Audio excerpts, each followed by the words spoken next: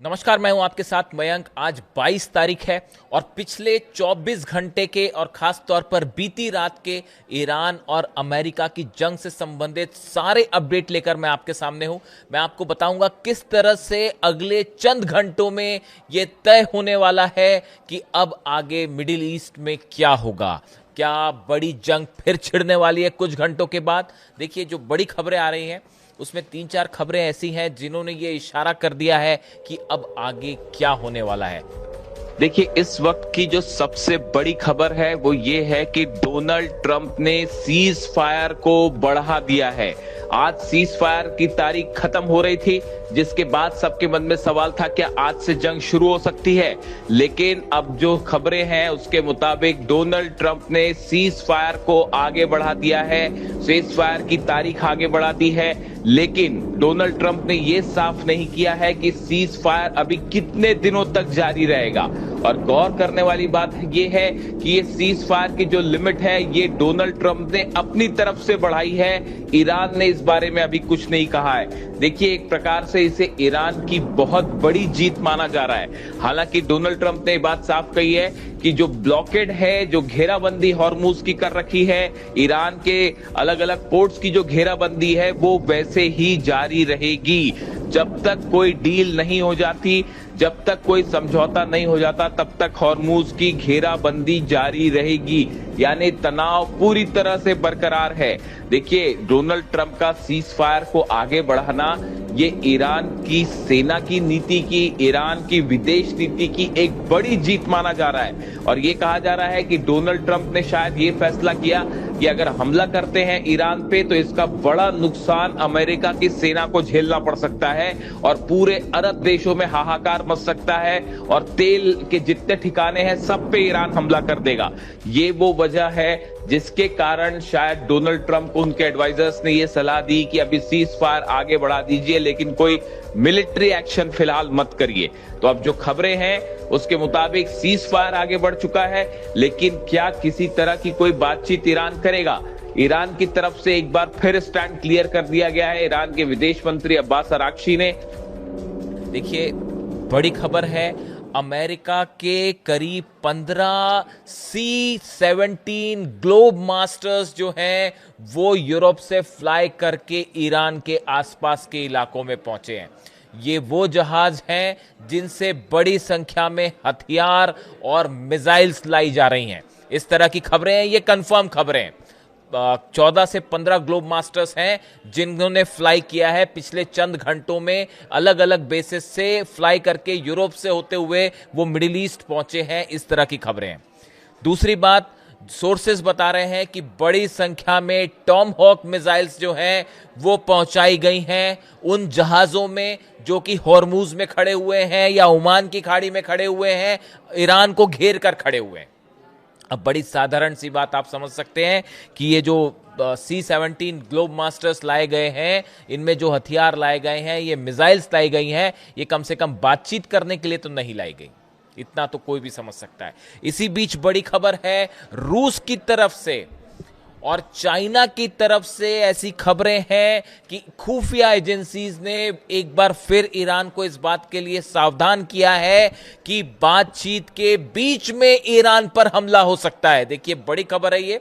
इस तरह की वार्निंग बीच में भी दी गई थी रूस के जरिए, और एक बार फिर ऐसा बताया जा रहा है कि खुफिया एजेंसीज ने आगाह किया है ईरान को कि बातचीत के बीच में ही, यानी कि जब टॉक्स चल रही हो, अगर होती है तो। अभी ये भी शंका है कि क्या होगा, कैसे होगा, लेकिन अगर हम मान लेते हैं कि बातचीत होती है, उसके बीच में हमले का प्लान भी तैयार है। यानी अगर यूरेनियम पर बात नहीं बनती है तो डोनाल्ड ट्रंप हमला करवा सकते हैं बीच में ही। इसके लिए ईरान को आगाह किया गया है।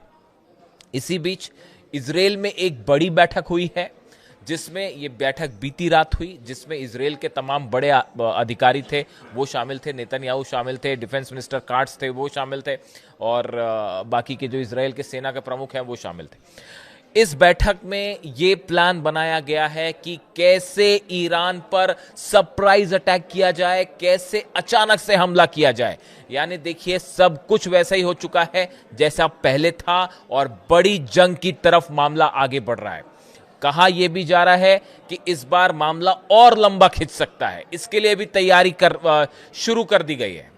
लेकिन इसी बीच मैं ईरान के एक ऐसे शख्स का जिक्र करना चाह रहा हूं जो अब यह तय करेगा कि बातचीत होगी या नहीं होगी, किन शर्तों पर होगी, डील होगी या नहीं होगी, और जंग होगी या नहीं होगी। ये सारे फैसले अब ईरान का वो शख्स ले रहा है जिसे ईरान का शेर कहा जा रहा है, जिसे ईरान का फौलाद कहा जा रहा है, जिसे ईरान का आज की डेट में सबसे शक्तिशाली जो है सेना का कमांडर बताया जा रहा है। मैं जिक्र कर रहा हूं आईआरजीसी चीफ अहमद वाहिदी साहब की। देखिए, मैंने आपको पहले अपने वीडियोस में बताया था, जब तक ईरान की सेना यानी अहमद वाहिदी साहब के जरिए अगर कोई अप्रूवल मिलता है किसी चीज का, तभी उस बात को माना जाएगा। और ईरान की पूरी जनता इस समय सेना के साथ खड़ी हुई है।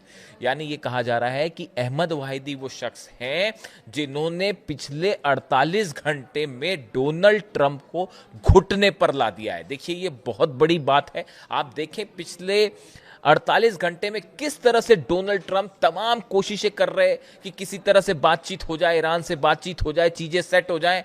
इसके लिए हर चीज पर एक बड़ी बढ़त बनाई हुई है ईरान के आईआरजीसी के चीफ अहमद वाहिदी साहब ने। देखिए, अहमद वाहिदी जो है, मैं इनके बारे में पहले भी आपको बता चुका हूं।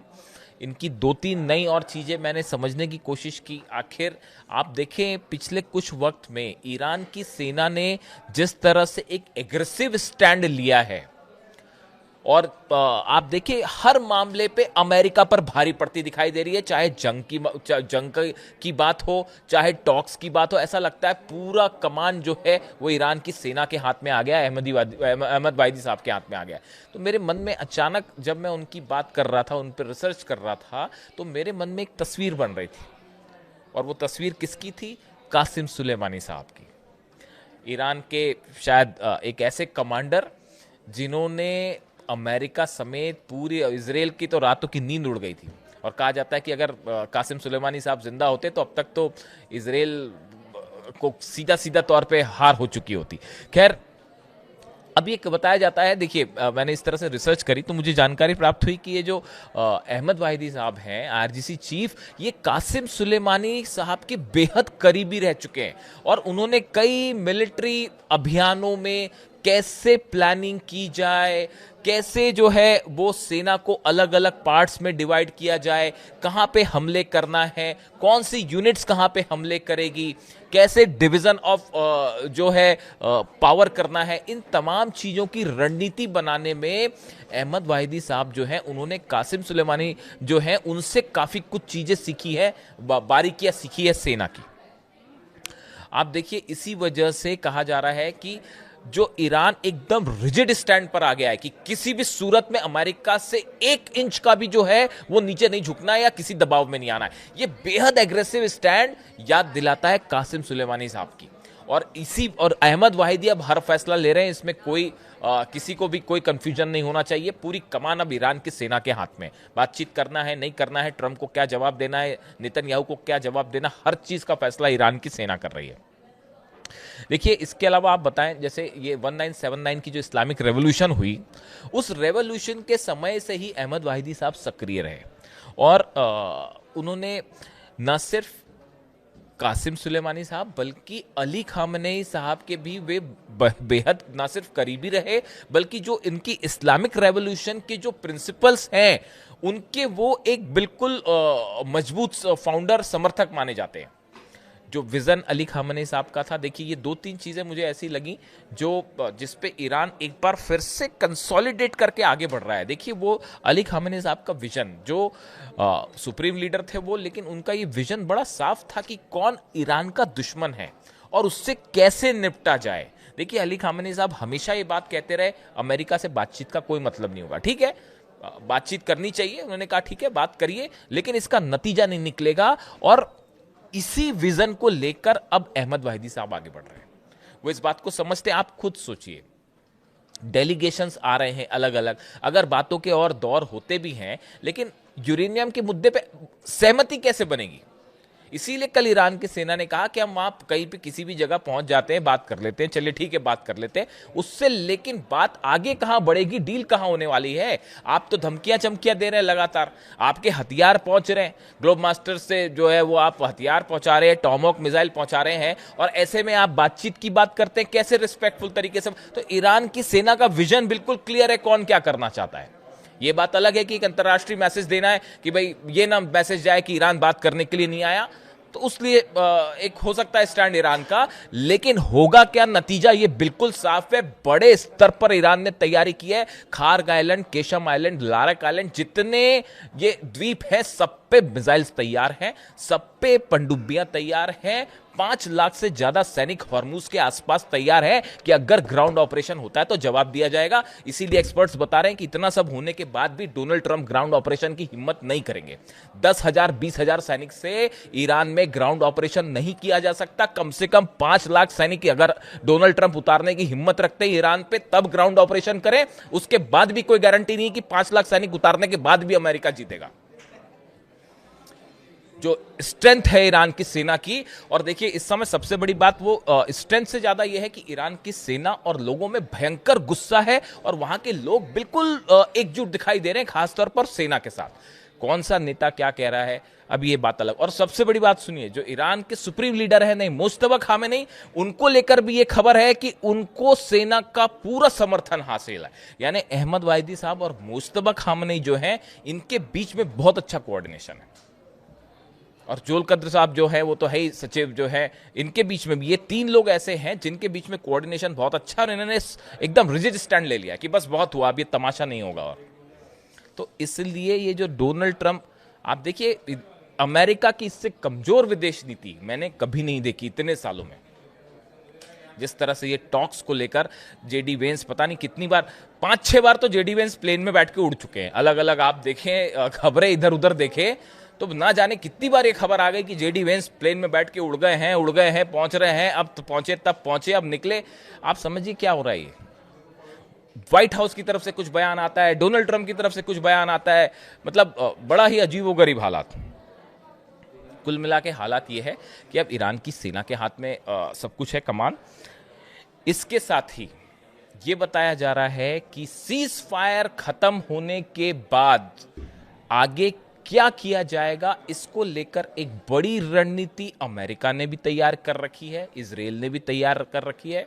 यानी देखिए कुल मिलाकर अगले चंद घंटे और आज का दिन ये तय कर देगा कि मिडिल ईस्ट में अब आगे क्या होने जा रहा है, और क्या बड़ी जंग की शुरुआत आज रात से हो सकती है या शायद उसके पहले भी हो सकती है।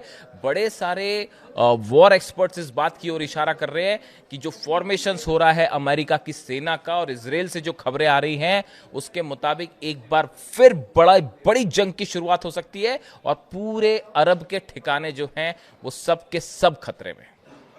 जो भी अपडेट होगा आप तक पहुंचाऊंगा। कमेंट करके बताइए कि आपको वीडियो कैसा लगा और अब ईरान का क्या रुख होना चाहिए, प्लीज कमेंट करके बताएं। Thank you so much.